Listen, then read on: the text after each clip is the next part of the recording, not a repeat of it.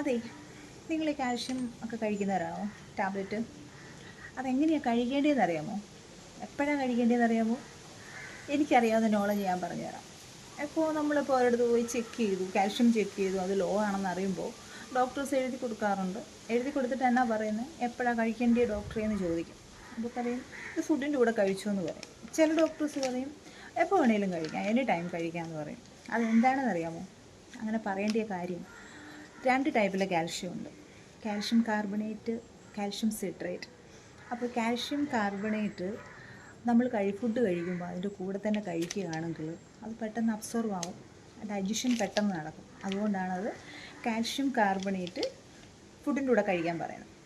അത് വേറെ ഒരെണ്ണമുണ്ട് calcium citrate, അത് എനി ടൈം കഴിക്കാം. ഫുഡ് കഴിക്കാതെയോ കഴിച്ചോ എങ്ങനെ വേണമെങ്കിലും കഴിച്ചാൽ കുഴപ്പമില്ല.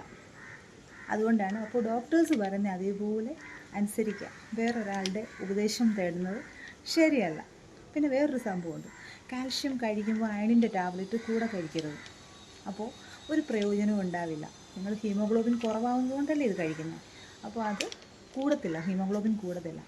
ഒരു കാൽഷ്യം കഴിച്ചു കഴിഞ്ഞ് 2-3 മണിക്കൂർ കഴിഞ്ഞിട്ട് ഇത് കഴിക്കുക. അതുപോലെ തന്നെ നിങ്ങൾക്ക് തൈറോക്സിൻ ടാബ്ലറ്റ് കഴിക്കുന്നവരാണെങ്കിൽ തൈറോയിഡിന് വേണ്ടിയിട്ട് കാൽഷ്യത്തിൻ്റെ കൂടെ തന്നെ തൈറോക്സിൻ കഴിക്കരുത്. അതും പ്രശ്നമാവും. അതും ഒരു 3-4 മണിക്കൂർ കഴിഞ്ഞിട്ട് കഴിക്കുക. ഇത്രയേ ഉള്ളൂ.